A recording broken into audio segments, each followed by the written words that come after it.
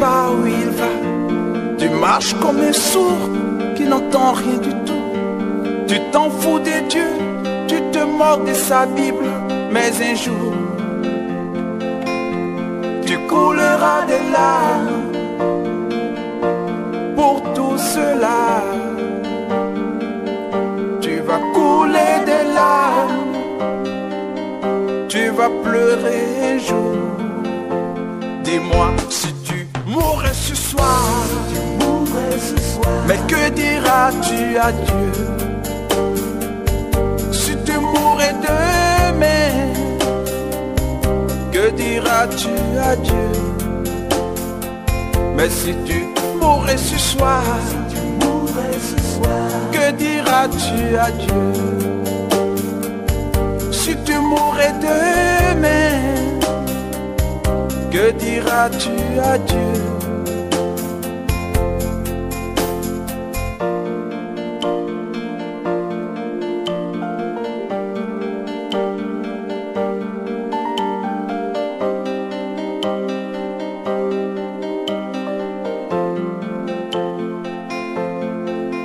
Tu peux tout avoir dans ce monde pourri, les plus belles maisons, les plus belles voitures, toutes les plus belles filles lui viendront à tes pieds.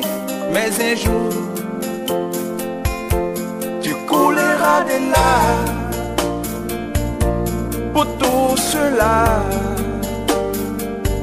Tu vas couler des larmes, tu vas pleurer un jour.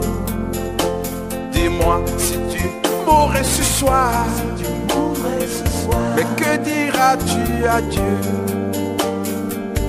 Si tu mourrais demain, que diras-tu à Dieu? Si tu mourrais ce soir,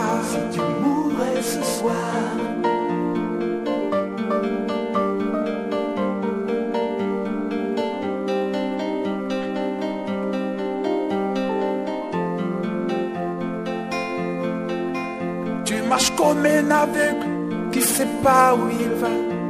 Tu marches comme un sourd qui n'entend rien du tout. Tu t'en fous des dieux, tu te moques de sa Bible. Mais un jour, tu couleras des larmes pour tout cela. Tu vas couler des larmes, tu vas pleurer un jour. Dis-moi si tu mourrais ce soir, que diras-tu à Dieu? Si tu mourrais demain, que diras-tu à Dieu? Si tu mourrais ce soir, que diras-tu à Dieu? Si tu mourrais demain, que diras-tu à Dieu? Si tu mourrais ce soir, que diras-tu à Dieu? Si tu mourrais demain, mais que diras-tu à Dieu?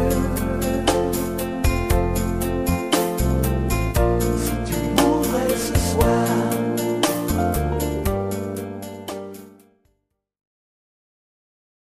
Bien-aimé dans les Seigneurs, lorsque j'ai entendu ces déclarations d'un père dans la foi, celui qui avait marqué son époque, bien-aimé, je pensais à quitter.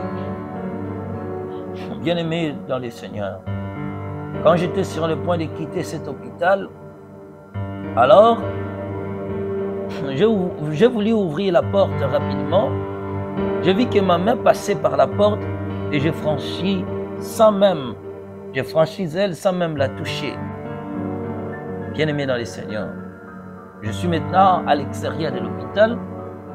Quand je voulus marcher dans la rue, bien-aimé, parce que je ne savais pas où aller, je vis que je traversais, je pénétrais le mur de maison, je puis passer à travers le mur de maison et je vis des gens assis dormant dans leur maison. J'étais effectivement un esprit sans corps, parce que ces déplacements étaient, donc, je ne sais pas comment le dire, rapidement, Donc, une fois que tu voulais penser à une chose, tu te retrouvais déjà effectuant l'acte. C'est comme si le penser était mes déplacements. Alors, j'ai réalisé que j'étais effectivement un esprit sans corps, traversant le mur de nombreuses maisons.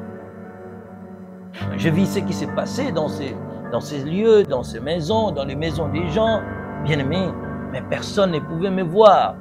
Je me déplaçais à grande vitesse. Et ensuite, je me suis retrouvé autour de notre cimetière local, connu sous le nom du cimetière Kimbete.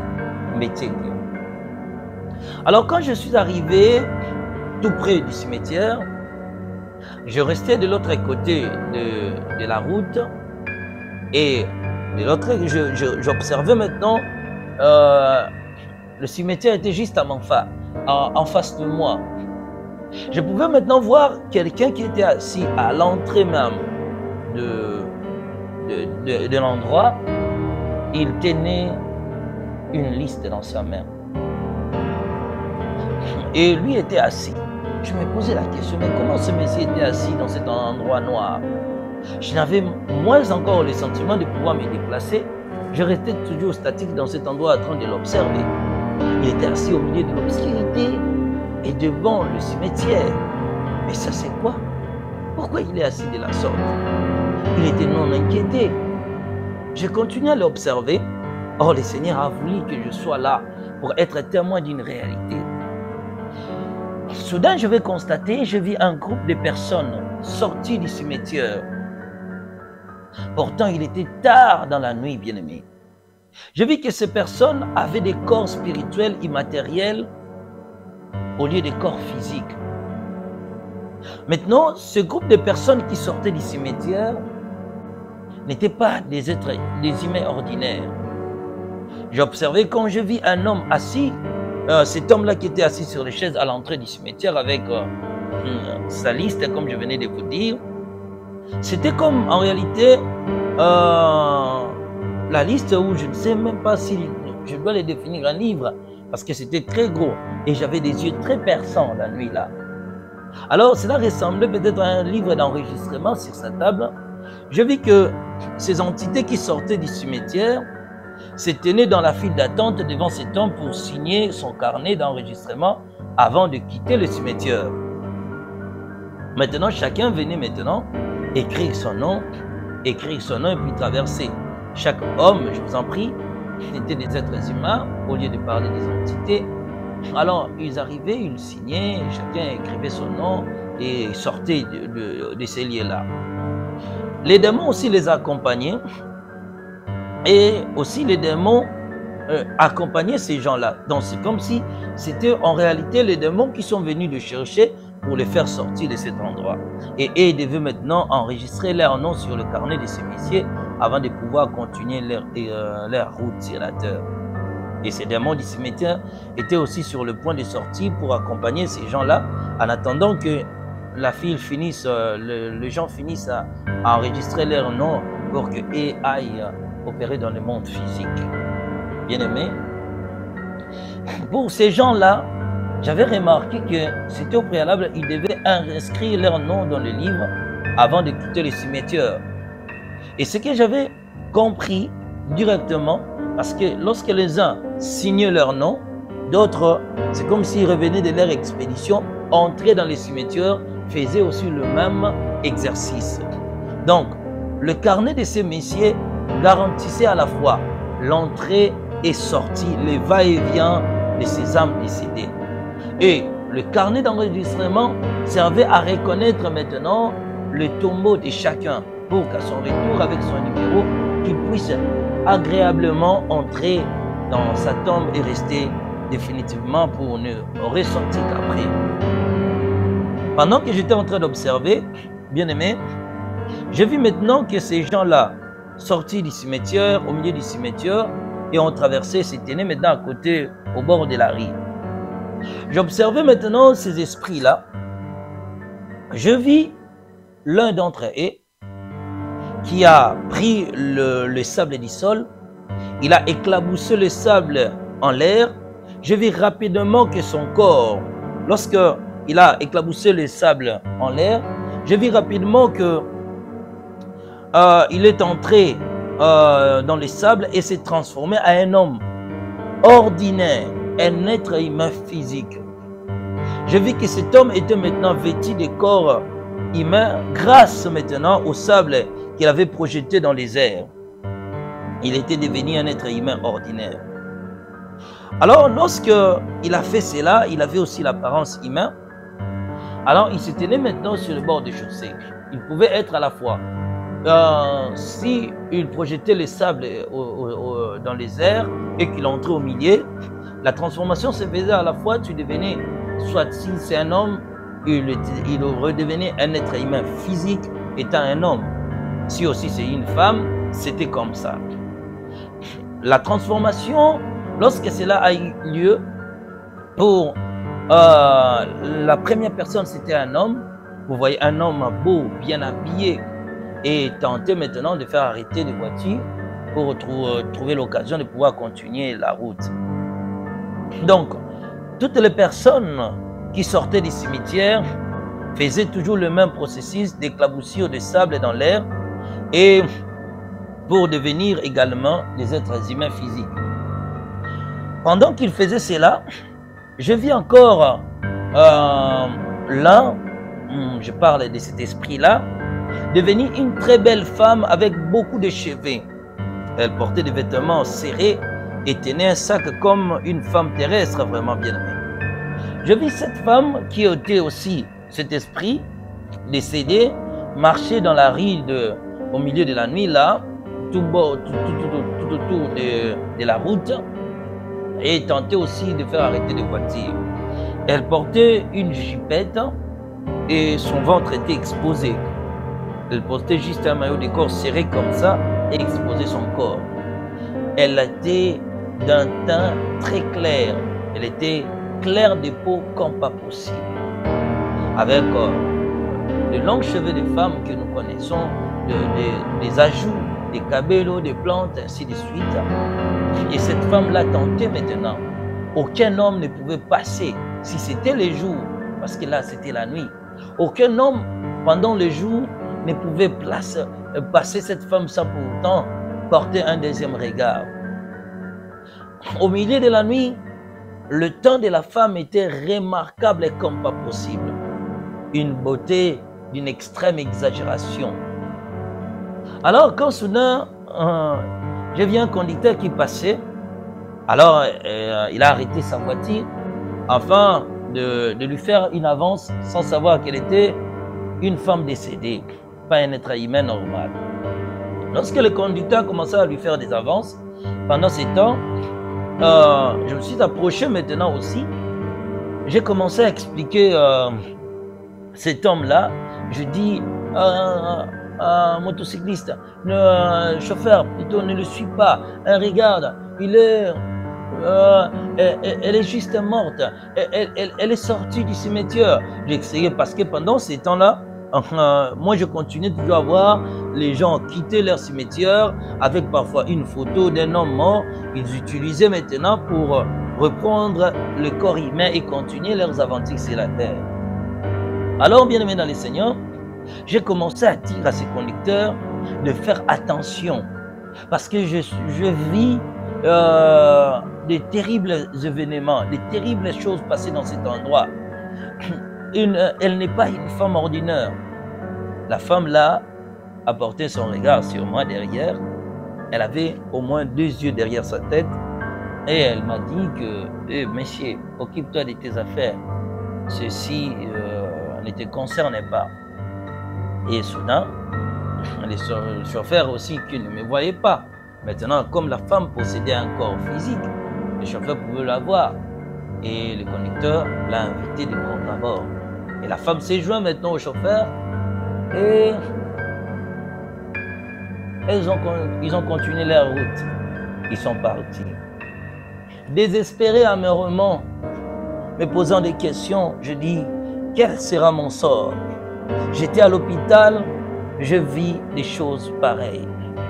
J'arrive ici, indemne. Je me souviens à la maison, personne ne vient à mon secours. Malheureux que je suis, Pourquoi ces choses me sont-ils arrivées? Pourquoi ces problèmes, ces choses me sont-elles arrivées? Pourquoi je dois être dans cet endroit? Un si grand problème de la sorte. Je suis incapable de pouvoir me délivrer. Je ne sais pas quoi faire. Je suis encore jeune. J'ai une jeune église. Je suis encore jeune. À l'époque là, je n'étais pas encore marié, bien aimé. Je ne me suis pas encore marié à cette époque. J'ai commencé à dire, je ne me suis pas encore marié. Je suis encore trop jeune. Que deviendrai-je ma mère? Quel sera le sort de mon père?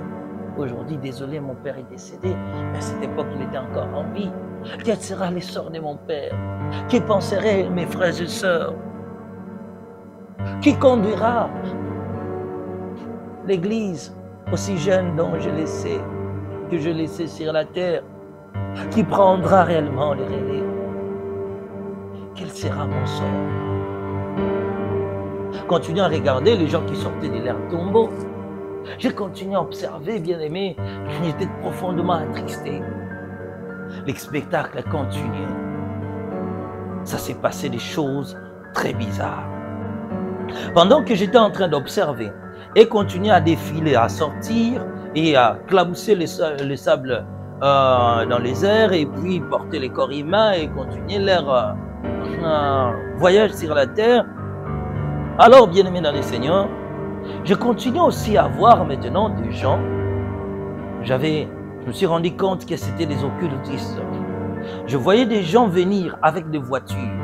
Ceux-là, je le voyais, étaient tout à fait différents des êtres là. Souvenez-vous, je vous ai parlé de la maîtrise d'un monde spirituel et ainsi que d'un monde physique.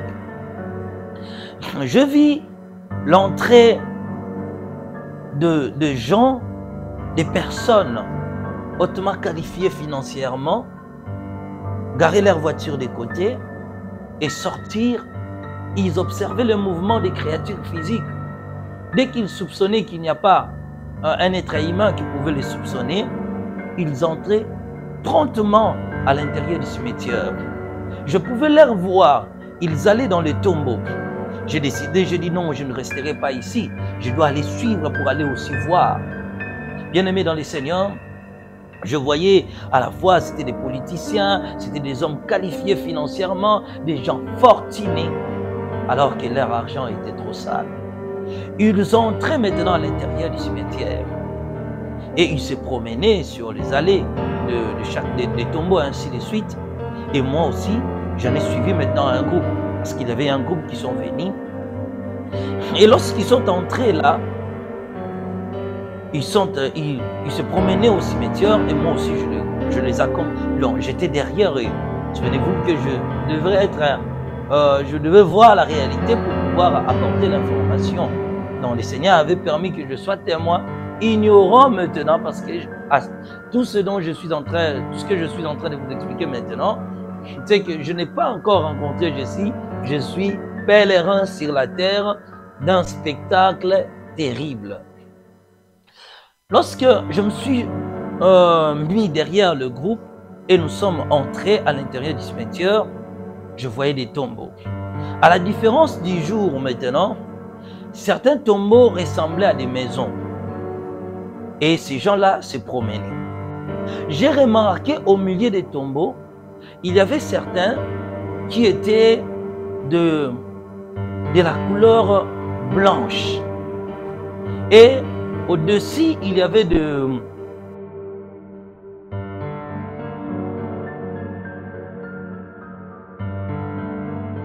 expliquer maintenant que je voyais des tombeaux.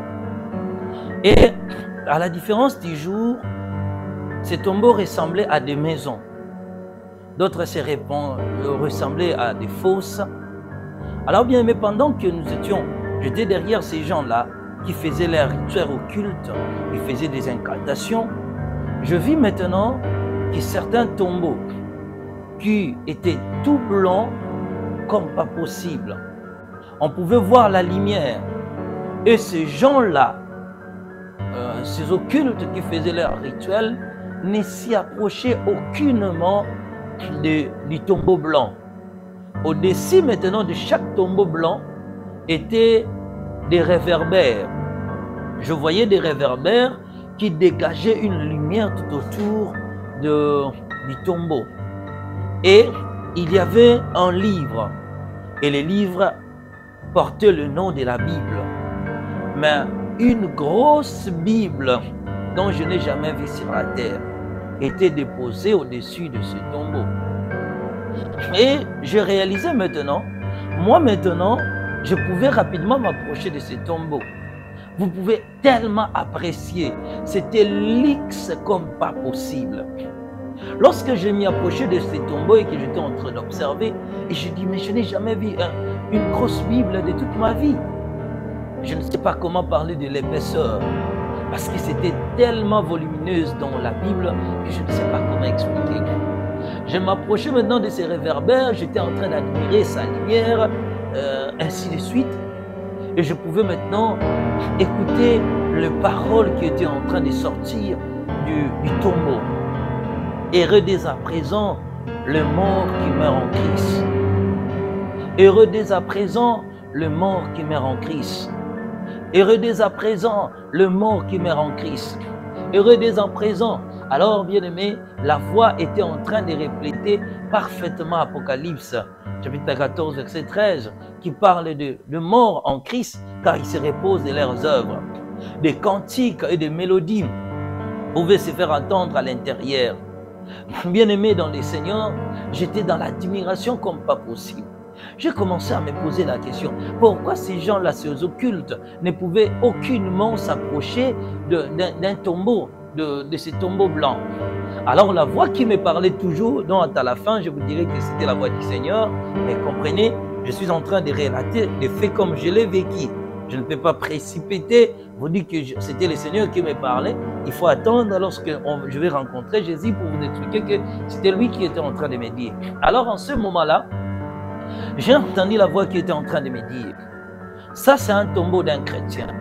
Lorsqu'il meurt et que son corps est gardé ici sur la terre, le Seigneur met un sceau pour que les mauvaises personnes et mal intentionnées pratiquant du monde des ténèbres ne viennent pas saccager, ne viennent pas chercher, ne viennent pas essayer de faire quelque chose, ne viennent pas réclamer l'âme de cette personne décédée. J'ai dit, waouh! Lorsque je quittais, j'avais l'intention, par ma curiosité, de suivre toujours ces gens-là pour connaître les secrets.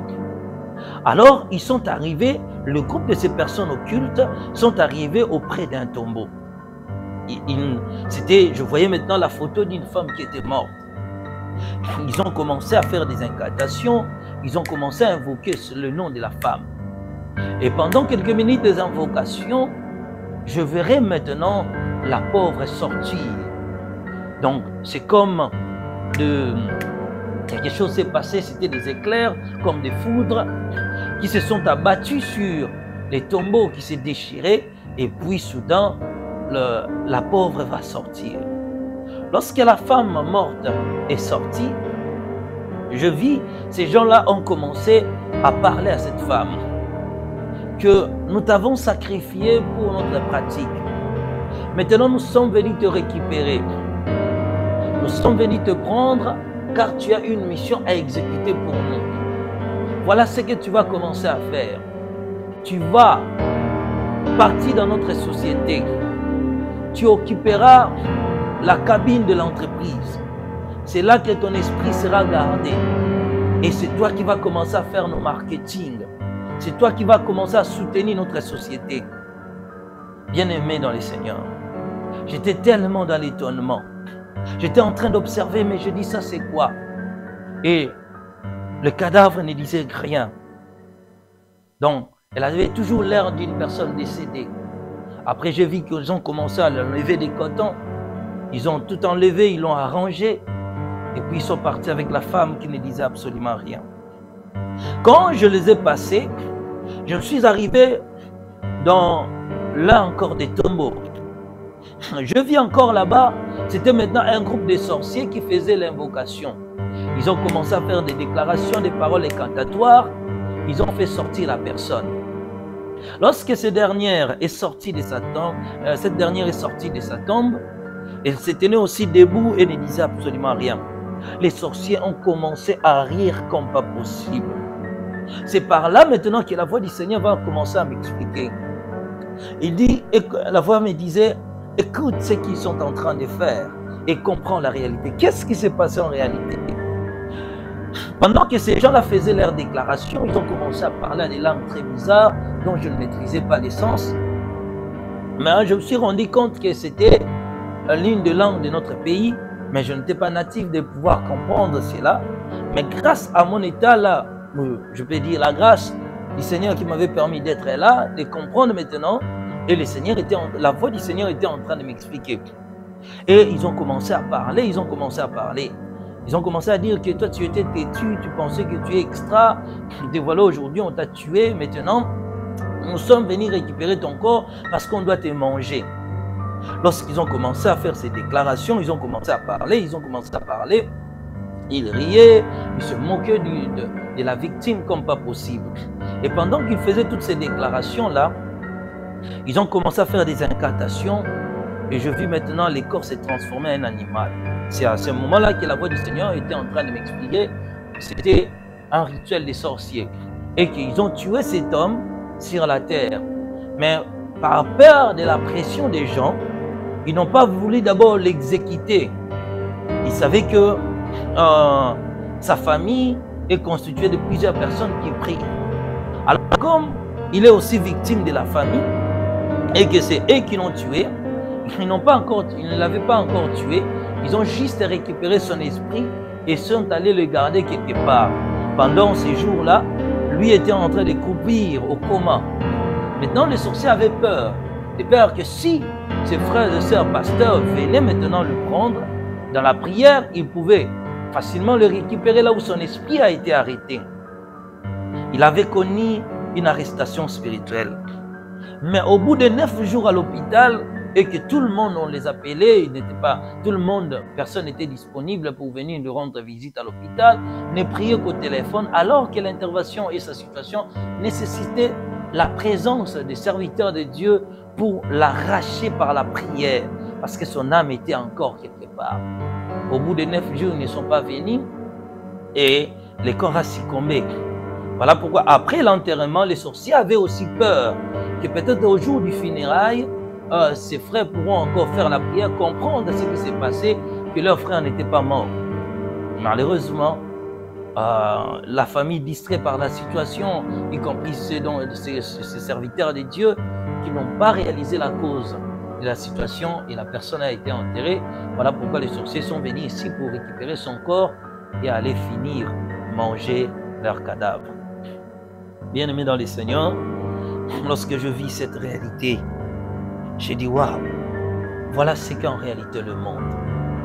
Lorsque je passais, bien-aimé, je trouvais maintenant encore un groupe, toujours à l'intérieur du cimetière. C'était des gens de multinationalistes qui vivent aussi au milieu de nous, ici au pays. Et ces gens-là, je les ai vus. C'était une entreprise qui ont de plus en plus des restaurants dans la ville. Je les ai vus maintenant. C'était en réalité des Libanais qui étaient là à l'intérieur. Ils étaient en train de faire aussi l'invocation. Au-dessus de la pierre tombale était écrit l'un des clients préférés. Alors je me suis rendu directement compte que c'était l'un de leurs clients qui était mort. Alors ils sont venus, ils ont commencé à invoquer son esprit. Et lorsqu'ils ont fait sortir son esprit, qui agissait sur la pierre tombale, ils ont commencé à faire des invocations. Après, ils ont commencé à envoyer ce corps à faire une mission. Il dit, toi, ton corps, nous sommes venus le récupérer. Tu mangeais chez nous. Tu étais l'un de nos clients préférés.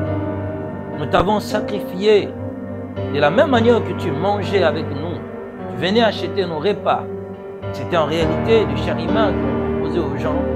Et nous sommes aussi venus te prendre pour que tu ailles faire le même exercice. Tu seras transformé et nous te servirons aux gens.